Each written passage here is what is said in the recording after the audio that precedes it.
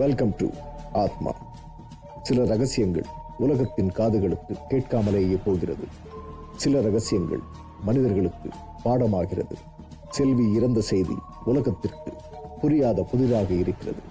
ஆனால் மாமன் மருதுவுக்கோ அது தெரிந்தும் அவன் செய்த சத்தியத்திற்காக வாழ வேண்டிய சூழ்நிலையில் இருக்கிறான்.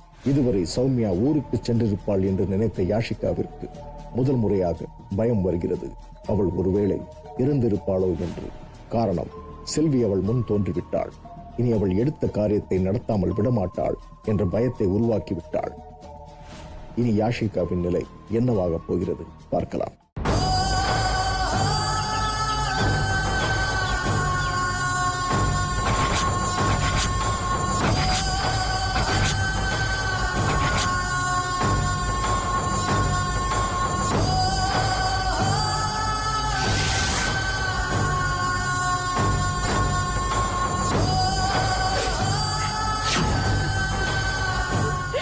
வாழற வயசுல இப்படி போயிட்டியம்மா.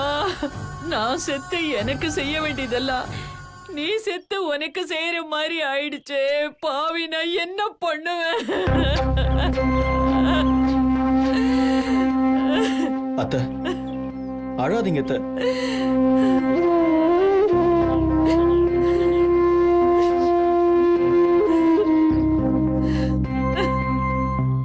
நீங்களும் கும்பிட்டுக்கங்க.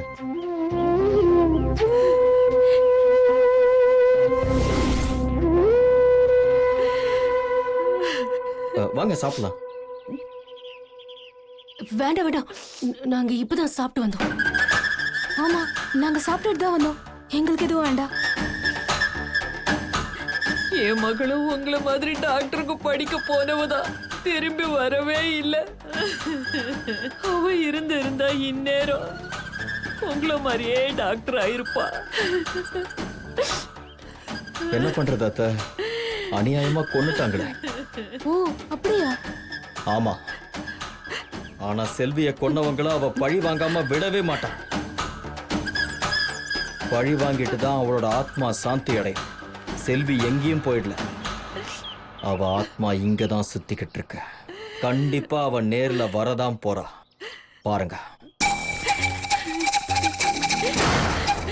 இனி யாரு பழி வாங்கி என்ன ஆக போகுது? கோவப்படாதீங்க தம்பி. பழி வாங்கறதுனால செத்து போன என் மகன் திரும்பி வர போறாளா? போனது தானே. அவ ஆத்மாவது சாந்தி அடையிட்டப்பா. இது பயமா இருக்குடி. சரிங்க, நாங்க புறப்படுறோம். வா.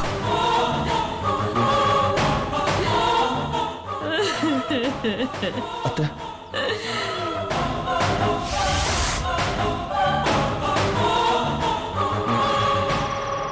சீக்கிரம் வாடி. கைய விடுறி. நீ பயப்படுறது இல்லாம என்ன வேற பயமுறுத்துற? ஏய் யாஷிகா, நாம அந்த செல்வியோட ஊருக்கே வந்திருக்கோண்டி. Hey, it's a coincidence D.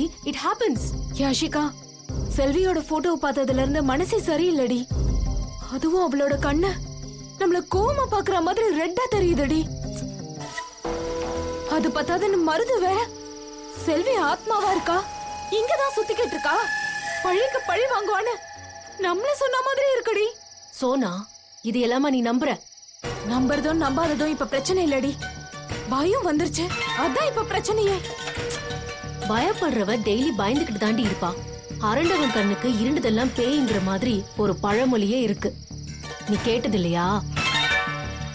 இப்ப பழமொழியா முக்கியம்? இந்த மாதிரி நீ பயந்தனா அப்புறம் உடம்புக்கு முடியாம போயிடும். அப்புறம் நம்ம ஒழுங்கா மெடிக்கல் கேம்ப கம்ப்ளீட் பண்ண முடியாம போயிடும். அது சரிடி. செல்வி ஆவியா வருவான்னு அந்த ஆள் சொல்றானேடி. எனக்கு தெரிஞ்சு காஃபிலையும் டீலையும் தாண்டி ஆவி வரும். மத்தபடி செத்தவங்க ஆவியா வருவாங்கன்னு சொல்றதெல்லாம் வெறும் கட்டுக்கதடி. அதெல்லாம் நம்பாது. அப்படிங்கிற? ஆமா, நீ பேய பாத்திருக்கியா? பாக்காத விஷயத்த பத்தி ஏண்டி நம்புற?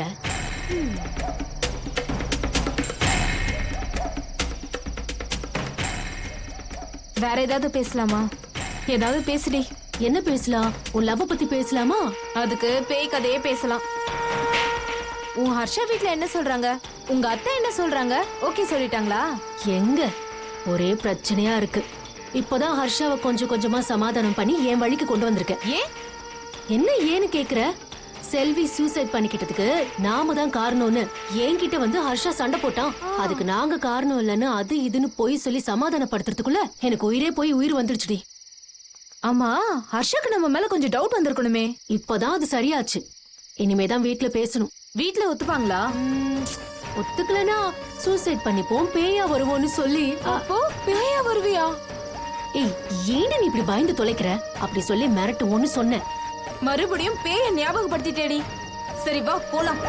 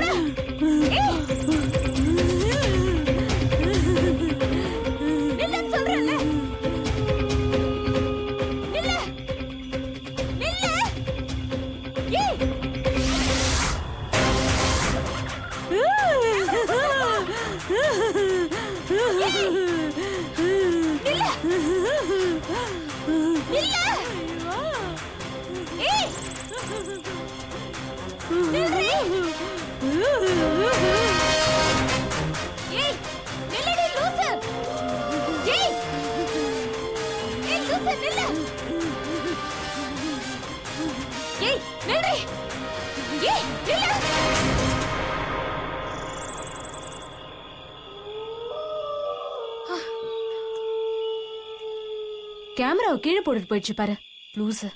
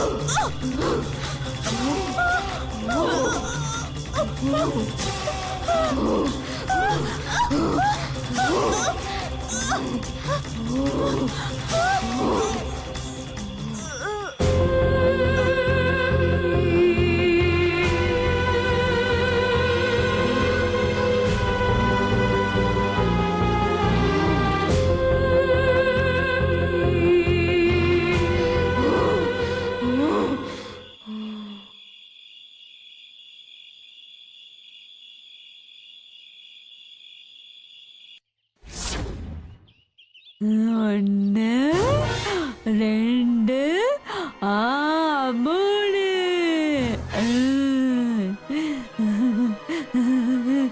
மூணு மூணு போச்சு போச்சு.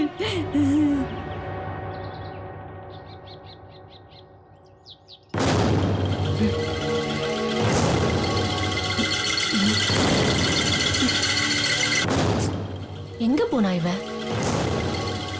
வழக்கமா இவதான் நம்மளை எழுப்புவா.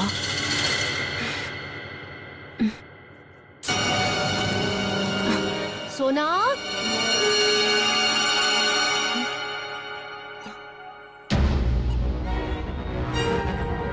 சோனா,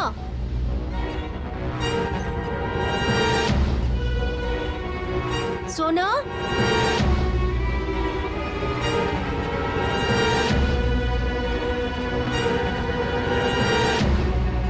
சோனா.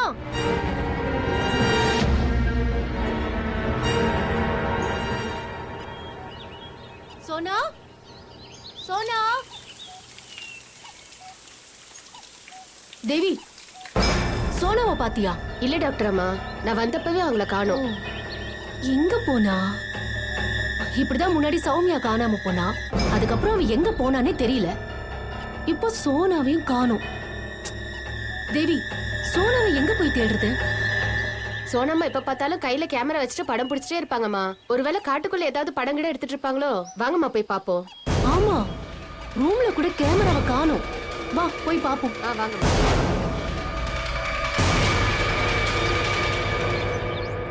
எங்க போனான்னு தெரியலையே. யார தேடுற பைத்தியம்? ஏய், இவங்க என் ஃப்ரெண்டு. சோனாவை காணோம். நீ பாத்தியா? இதோ சோனா கிடந்து தூங்குறா. ஏய், சோனாக்கு என்னாச்சு? சோனாவை காணோம். ஏய், இது சோனாவோட Dress. இது எப்படி உன் கைக்கு வந்துச்சு? Dress வேற கிழிஞ்சிருக்கு.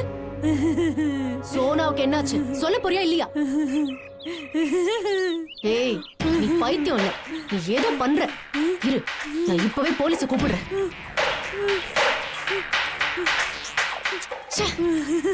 சிக்னல் கிடைக்கல. நான் நடந்தே போய் போலீஸ்ல கம்ப்ளைண்ட் கொடுத்துட்டு போலீஸ கூட்டிட்டு வரேன். அப்போ தெரியும் நீ பைத்தியமா இல்ல யாரு பைத்தியம்னு. தேவி, நீ வீட்டுக்கு போ. நான் போலீஸ் ஸ்டேஷன் வரைக்கும் போயிட்டு வரேன். சரிங்கம்மா. இப்படியே நேரா காட்டு வழியில ஒத்தையடி பாதையில போனீங்கன்னா அங்க ஒரு சுடுகாடு வரும். அப்படியே வலது பக்கம் திரும்பினீங்கன்னா அங்க ஒரு மெயின் ரோடு வரும். அந்த மெயின் ரோட்ல தான் போலீஸ் ஸ்டேஷன் இருக்கு. ஓகே, நான் போய்க்கிறேன், நீ போ.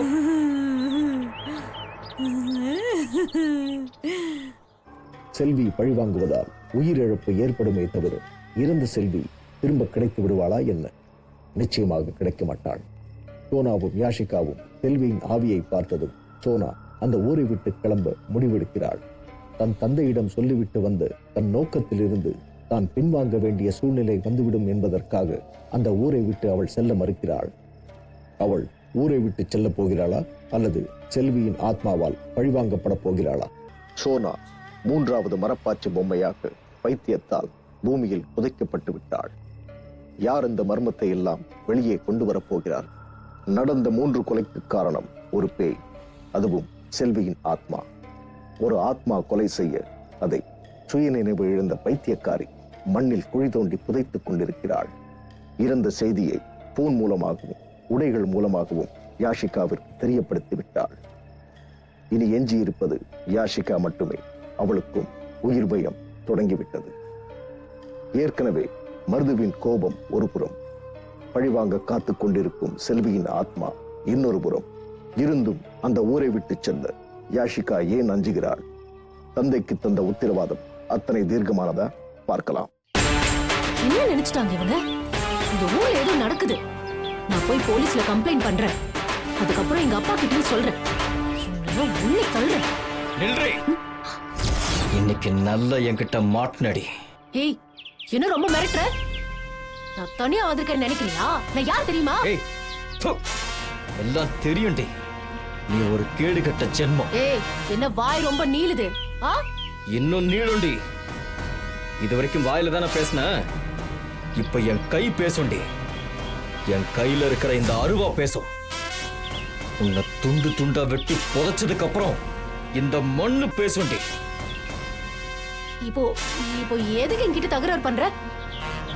தெரியாத மாதிரி நடிக்காத. உனக்கு தெரியாது?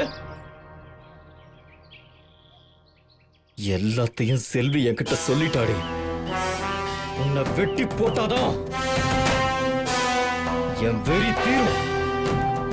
செல்விய யாருன்னு நினைச்ச? என் உசுருடி. என் செல்வி எறும்புக்கு கூட துரோகம் நினைக்காதவடி. அவளை கொல்றதுக்கு உனக்கு எப்படி மனசு வந்தது? ஏய் இங்க பாரு, நாங்களா அவளை ஒண்ணும் கொல்லல. அவளதான் தூக்க மாத்திரை சாப்பிட்டு செத்து போயிட்டான். ச்சீ, நிறுத்து. நீ எல்லாம் ஒரு பொம்பளையா? ஒரு பொண்ணு குளிக்கிறத கேமரா வச்சு படம் எடுத்திருக்க. நீ எல்லாம் மனுஷ ஜென்மம் தானா? உன்னை வெட்டினாதாண்டி என் ஆத்திரம் அடங்கும். ஏய்!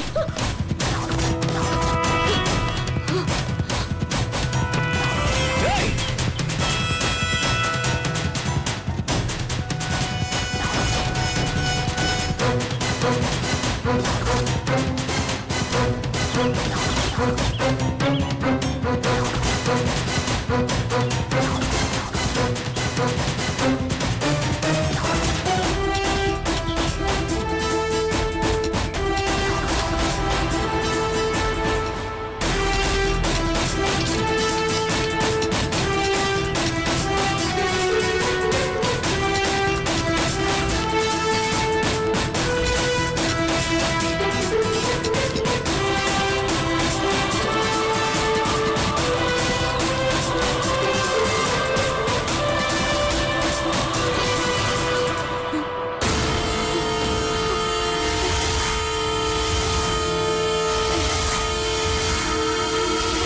இந்த ரோடு எங்க போகுதுன்னு தெரியலையே.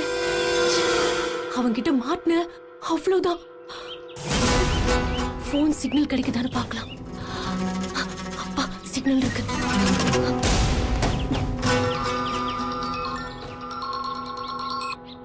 ஹாய் ஆஷிகா. ஹர்ஷா இப்ப நீ எங்க இருக்க? ஏன் உன் குரல் இவ்வளவு பதட்டமா இருக்கு? ஒரு தப்பு நடந்து போச்சு ஹர்ஷா.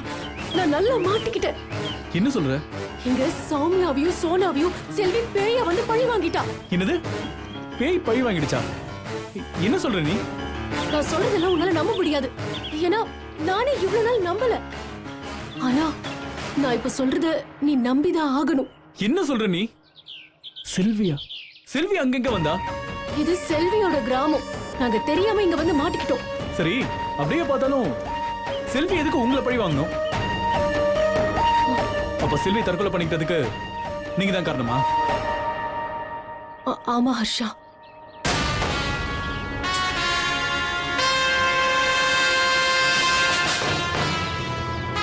நான் அப்பவே சந்தேகப்பட்டேன். இல்லன்னு சத்தியம் பண்ண. நீலாம் ஒரு மனுஷ ஜென்மமா? ஹர்ஷா இது பேசுற நேரம் இல்ல. நான் உயிருக்கு போராடிக்கிட்டு இருக்கேன். நடந்ததுக்கெல்லாம் நான் மன்னிப்பு கேட்டுக்கிறேன். என்னை எப்படியாவது காப்பாத்து ஹர்ஷா, ப்ளீஸ். என்ன மன்னிச்சிடு. இவ்வளவு கொடூரமா நடந்துகிட்டு மன்னிப்பு கேக்குறியே? நீ மன்னிப்பு கேட்க வேண்டியது ஏன் கிட்ட இல்ல, செல்வி கிட்ட. செல்வி என்னை கண்டிப்பா மன்னிக்க மாட்டா. தயவு செஞ்சு என் நிலைமைய புரிஞ்சுக்கோ. என்னை எப்படியாவது காப்பாத்து.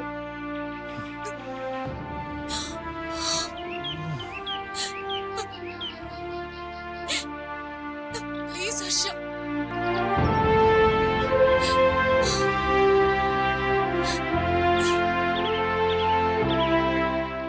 சரி, இப்ப நீ எங்க இருக்க? ஊருக்கு பக்கத்துல இருக்கிற காட்டுல மாட்டிக்கிட்ட ஹர்ஷா. இங்க இருந்து எப்படி போறதுன்னு தெரியல. சரி, உனக்கு பாதுகாப்பான இடம் ஏதாவது இருக்கான்னு தேடு. பக்கத்துல போலீஸ் ஸ்டேஷன் இருக்கான்னு பாரு. ஏதாவது ஊர் பெரியவர் வீடு இருந்தா அங்க போ. இல்ல ஏதாவது கோயில் இருந்தா அங்க போ. கோயிலுக்குள்ள உன்னை யாரும் எதுவும் பண்ண முடியாது. நீ இப்ப உடனே வர முடியாதா? எப்படி ஆஷிகா வர முடியும்? நான் வரதுக்கு எப்படி 8 hours ஆயிடும். என் ஃப்ரெண்டோட அங்கிள் ஒருத்தர் போலீஸ் ஆபீசரா இருக்காரு. நான் அவரை கூட்டிட்டு வந்துடுறேன். அது வரைக்கும் நீ ஒரு சேஃபான இடத்துல இரு. ஓகே? இந்த ஊர்ல இருக்கிற எல்லாருமே செல்வி மேல ரொம்ப பாசமா இருக்காங்கடா. அவளை நான் தான் கொன்னேன்னு தெரிஞ்சா என்ன உயிரோடவே விட மாட்டாங்கடா. அவங்களுக்கு எப்படி தெரியும்? செல்விக்கு ஒரு லவ்வர் இருக்கான்டா. செல்வி அவன்கிட்ட எல்லாத்தையும் சொல்லியிருக்கா. அவனும் கையில அருவாள் எடுத்துக்கிட்டு என்ன துரத்திக்கிட்டு இருக்கான்டா. செய்யறதெல்லாம் செஞ்சுட்டு இப்ப அழுவுறியா? நான் சொன்ன மாதிரி செய். பக்கத்துல ஏதாவது கோயில் இருந்தா அங்க போய் சேஃபா இரு. அந்த இடம் தான் உனக்கு சேஃப். சொல்றது புரியுதுல?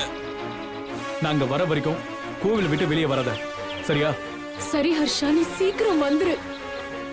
நீ வந்தாதான் என்ன காப்பாத்த முடியும். சரி, வரேன். யாஷிகா தனக்கு ஏற்பட்டிருக்கும் பெரிய ஆபத்தை ஹர்ஷாவிடம் சொல்கிறாள். செல்வியின் முறை மாமன் தன்னை கொலை செய்ய முயற்சிப்பதாகவும் கூறுகிறாள். காரணம் கேட்க செல்வியின் மரணத்திற்கு தான் காரணம் என்று ஒப்புக்கொள்கிறாள். மருதுவின் கண்களிலிருந்து மறைந்திருக்கும்படி கோரினாலும் செல்வியின் ஆத்மாவிடமிருந்து எப்படி தப்பிப்பது? புரியாமல் முழித்துக் கொண்டிருக்கிறாள். ஆவிகளும் பேய்களும் பிசாசுகளும் வராத ஒரே இடம் கோவில். அந்த கோவிலில் அடைக்கலம் போக பார்க்கிறாள் யாஷிகா. இனி யாஷிகா படும் பாட்டை பொறுத்திருந்து பார்க்கலாம். பாவத்திற்கு பரிகாரம் மன்னிப்பு, ஆனால் துரோகத்திற்கு பரிகாரம் மரணம் மட்டுமே. மரணத்தை ஒத்திவைக்க இறைவனால் மட்டுமே முடியும். ஏனென்றால் படைத்தவன் அவன்தானே. படைத்த கடவுளிடமே உயிர் பிச்சை கேட்க முடிவெடுத்து விட்டாள் யாஷிகா. செல்வி உயிரோடு இருக்கும் பொழுது அவளுக்கு வேண்டியதை செய்த அம்மன் அவளை கொன்ற யாஷிகாவிற்கு அடைக்கலம் கொடுப்பாளா? கடவுள் தன்னை அண்டியோருக்கெல்லாம் ஆதரவு கொடுப்பவர் தானே. அம்மன் யாஷிகாவை காப்பாற்றுவாரா? பார்க்கலாம்.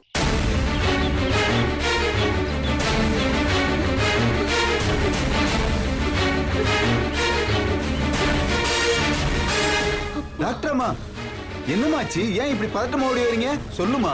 ஐயா, நான் ஒரு இக்கட்டான சூழ்நிலையில மாட்டிக்கிட்டு இருக்கேன். நீங்க தான் என்ன காப்பாத்தணும். எங்க கிராமத்து ஜனங்களை நோயில இருந்து காப்பாத்த வந்த டாக்டர் அம்மா நீங்க. சொல்லுங்க, என்ன பிரச்சனை? சொல்லுமா. அது சொல்லுமா, தயங்காம என்கிட்ட சொல்லுமா. எங்க குடும்பத்துக்கு ஒரு பரம்பரை சாபம் இருக்குயா. அந்த சாபம் என்ன துரத்துக்கிட்டே வருது. என்ன சாபம்மா? அதெல்லாம் இப்ப விவரமா சொல்றதுக்கு நேரம் இல்ல ஐயா. நான் ஒரு பெரிய ஆபத்துல மாட்டிக்கிட்டு இருக்கேன். இந்த அமானுஷ்யம் பேயின்னு சொல்லுவாங்கல்ல, அந்த மாதிரி தான் இது. நான் இப்ப தப்பிக்கலன்னா அது என்ன கொன்னுடுங்கய்யா. நான் தப்பிக்கணும், நான் உயிர் பொழைக்கணும்யா. அதுக்கு ஏதாவது வழி இருந்தா சொல்லுங்கய்யா. ஐயோ, அந்த மாதிரி பிரச்சனையா? ஒண்ணு செய்யுங்க, அந்த அம்மன் முன்னாடி போய் உட்காருங்க. இந்த கோயிலுக்குள்ள எந்த தீய சக்தியும் வர முடியாது. இன்னும் கொஞ்ச நேரத்துல உச்சிக்கால பூஜை வரும். அம்மனுக்கு உச்சிக்கால பூஜை எப்ப? அப்ப ராக்காய் அம்மா வருவாங்க. அவங்க மேல அம்மா குறி சொல்லுவாங்க. அப்ப அந்த அம்மா கிட்ட உங்க பிரச்சனையை சொல்லுங்க. அப்ப அந்த அம்மாவே உங்க பிரச்சனையை தீர்த்து வைப்பாங்க, உங்களை காப்பாத்திடுவாங்க. ரொம்ப நன்றிங்கய்யா. நான் இப்பவே அம்மன் முன்னாடி போய் உட்காந்து வேண்டிக்கிறேன். போமா, போய் தாராளமா உட்காரு. அந்த அம்மா சக்தி வாய்ந்த அம்மா, தன்னை நம்பி வந்தவங்களை கைவிட மாட்டா. போமா, போதாயி உட்காரு. தாயே, எப்படியாவது இந்த பேய் கிட்ட இருந்து என்ன காப்பாத்திடுமா. உனக்கு என்ன வேண்டுதல் செய்யணுமோ அதை நான் செஞ்சிடுறேன். என் அப்பா கிட்ட சொல்லி உனக்கு நிறைய நகை புடவை எல்லாம் வாங்கி தரேன். என்னை எப்படியாவது காப்பாத்துமா.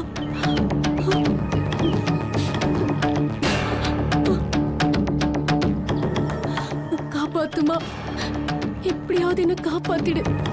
உனக்கு என்ன வேணாலும் நான் செய்யறேன்.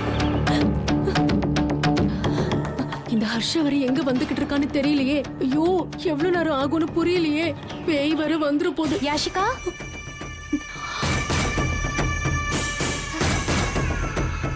என்ன பாக்குற? வாடி. ஹே சோனா,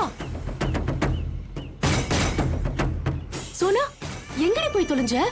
உன்னை எங்கெல்லாம் போய் தேடின தெரியுமா? முதல்ல நீ உள்ள வா, உன்கிட்ட நிறைய விஷயம் பேசணும். நான் கோயிலுக்குள்ள வரக்கூடாது யாஷிகா. சொன்ன புரிஞ்சுக்கோ. நீ கொஞ்சம் வெளியில வா, நம்ம இங்கிருந்து தப்பிச்சு போயிடலாம். வரேன்டி.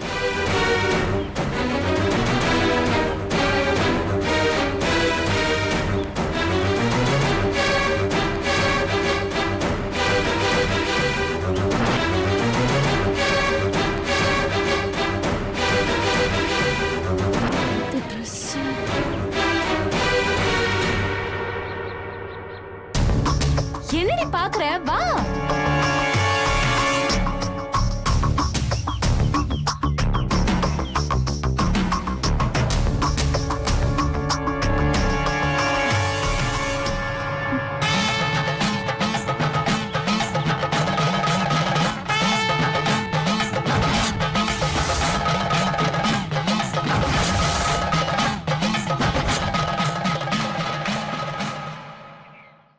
மனிதன் மரணத்தின் போதுதான் தான் செய்த தவறுகளை ஒப்புக்கொள்கிறான். மரண பயத்தின் போதுதான் தன் தவறுகளுக்கான பிராயச்சித்தத்தை தேடுகிறான். எத்தனை மரண பயங்கள் படித்திருந்தாலும் கேள்விப்பட்டிருந்தாலும் மனிதர்கள் சந்தர்ப்பங்கள் வாய்க்கும் பொழுது இது தவறு என்று தெரிந்திருந்தாலும் அதனை செய்யக்கூடாது என்று மறுப்பதில்லை. எல்லாவற்றிற்கும் காரணம் சுயநலம், பிறர் பொருளின் மீது கொண்ட ஈர்ப்பு. எல்லாவற்றிற்கும் மேலாக ஆசை. சாதாரண ஆசை அல்ல, பேராசை. தான் ஆசைப்பட்ட காதலனுடன் பேசிய குற்றத்திற்காக செய்த சதியின் பலனால் இறந்து போன செல்வி யாஷிகாவை எப்படி பழிவாங்க போகிறாள்? காத்திருங்கள் நாளை வரை. இது ஆத்மா.